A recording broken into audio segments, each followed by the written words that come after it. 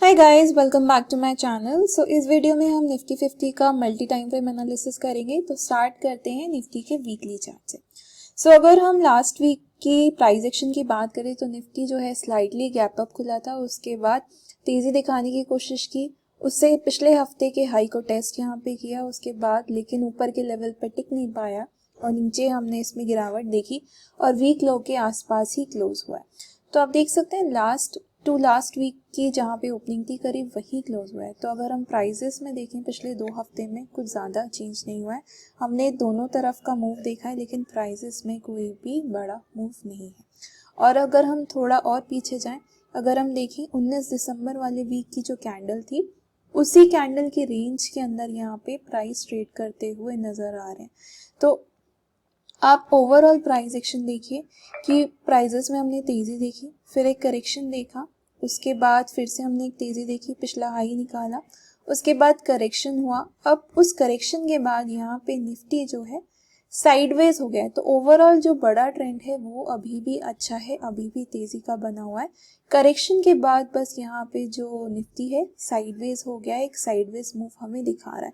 तो अब हमें ये देखना है कि ब्रेकआउट किस तरफ आता है। तो पिछले 2 हफ्ते से हम यहाँ पे साइडवेज मूव देख रहे हैं और आप देखिए कि यहाँ पे बड़ी कैंडल के अंदर एक छोटी कैंडल बनी, उसके बाद इस वीक जो कैंडल यहाँ पे बनी है वो उसी कैंडल की रेंज के अंदर है। तो जो रेंज है छोटी होती जा रही है, तो इस वीक भी एक्सपेक्टेशन है कि जो रेंज है और छोटी हो सकती है। तो हम वॉलेटिलिटी थोड़ी कम होते हुए देख सकते हैं। अगर वॉलेटिलिटी कम होती है तो एक अच्छा साइन है। अगर वॉलेटिलिटी कम होती है तो वो कहीं ना कहीं इंडिकेट करेगा कि मार्केट यहाँ पे बॉटम बनाने की कोशिश कर रहा है। तो अगर वॉलेटिलिटी कम होती है, रेंज छोटी होती है, तो चांसेस काफ़ी है कि यहाँ पे निफ्टी सपोर्ट ले सकता है। लेकिन अगर वॉलेटिलिटी बढ़ती है तो रेंज ब्रेक भी हो सकती है। तो ये कुछ इंडिकेशंस हैं जो हम आने वाले हफ्ते में हमें नोट करनी होंगी।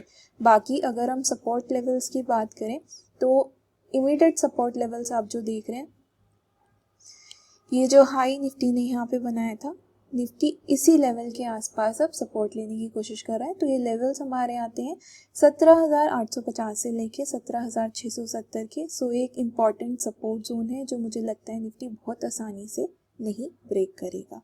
तो ये सपोर्ट लेवल्स जब तक इंटैक्ट है, निफ्टी का जो बड़ा ट्रेंड है यहाँ पे तेज़ी का ही बना हुआ है। ओके, सो सपोर्ट लेवल के आसपास ही निफ्टी क्लोज हुआ है। तो हो सकता है कि कल के सेशन में हमें बाउंस देखने को मिले। और अगर हम प्राइस एक्शन की बात करें तो हम एक्सपेक्ट कर रहे हैं ये साइडवेज मूव हो सकता है इस हफ्ते भी कंटिन्यू हो। तो नीचे के लेवल पे हमें खरीदारी देखने को मिल सकती है और ऊपर के लेवल पर हमें मार्केट में बिकवाली देखने को मिल सकती है। तो यहाँ पे 2 रेंज यहाँ पे बन रही हैं। पहली रेंज है 17,850 से लेके 18,200 की, और दूसरी रेंज है हमारी 17,850 से लेके 18,400 की। तो ये जो 2 रेंज है इसके अंदर निफ्टी ट्रेड कर सकता है इस हफ्ते में। ओके, सो आप अपने ट्रेड्स छोटे चार्ट से प्लान कर सकते हैं, आवली चार्ट से, 15 मिनट से, 5 मिनट से, आप जिस भी हिसाब से ट्रेड करते हैं। तो वीकली चार्ट से हमें ट्रेंड का पता चल गया कि ट्रेंड हमारा अभी भी तेज़ी का बना हुआ है। पिछले रेसिस्टेंस पे निफ्टी सपोर्ट ले रहा है और करंट स्टेट जो है निफ्टी एक छोटी रेंज में है और एक साइडवेज है। तो यहाँ पे स्टेबल है निफ्टी और एक रेंज के अंदर यहाँ पर ट्रेड कर रहा है। डेली चार्ट देख लेते हैं।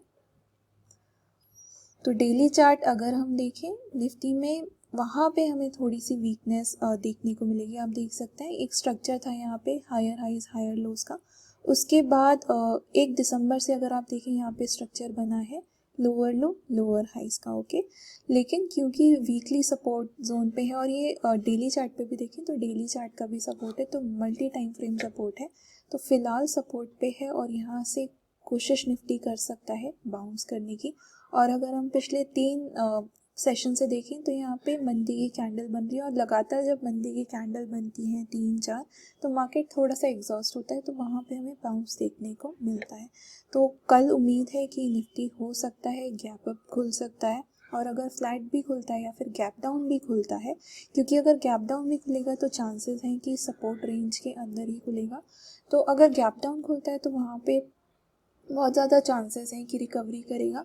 फ्लैट खुलता है, गैप अप खुलता है, तो उस केस में निफ्टी थोड़ा सा वहाँ पर परेशान कर सकता है। एक साइडवेज मूव हमें देखने को मिल सकता है कि गैप अप खुलने के बाद थोड़ा सा करेक्शन हम देख रहे हैं, उसके बाद स्टेबल हो रहा है। सो डिपेंड करता है ओपनिंग कैसी होती है, लेकिन ओवरऑल अगर हम देखें सपोर्ट रेंज के बाद है रिकवरी की ही यहाँ पर निफ्टी कोशिश करेगा। सो डेली चार्ट जो हमें रेंज दे रहा है आप देख रहे हैं वो रेंज है 18,020 से लेके 18,260 की। तो ये एक रेंज है जिसके अंदर निफ्टी इस वाले हफ्ते में ट्रेड कर सकता है। ये पहली रेंज है।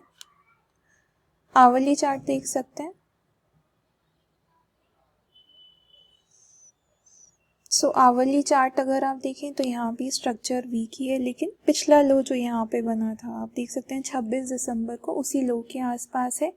और ये लास्ट घंटे में एक यहाँ पे तेज़ी की कैंडल भी बनती हुई नज़र आई थी। तो यहाँ पे ये लेवल अगर कल सस्टेन होते हैं, आप लेवल यहाँ पे नोट कर सकते हैं। ये लेवल हमारे हैं 17,820 के। अगर 17,820 के लेवल निफ्टी सस्टेन करता है तो यहाँ पे इनिशियली 18,000 के लेवल, क्योंकि 18,000 आवली चार्ट पे इमीडिएट रेसिस्टेंस है।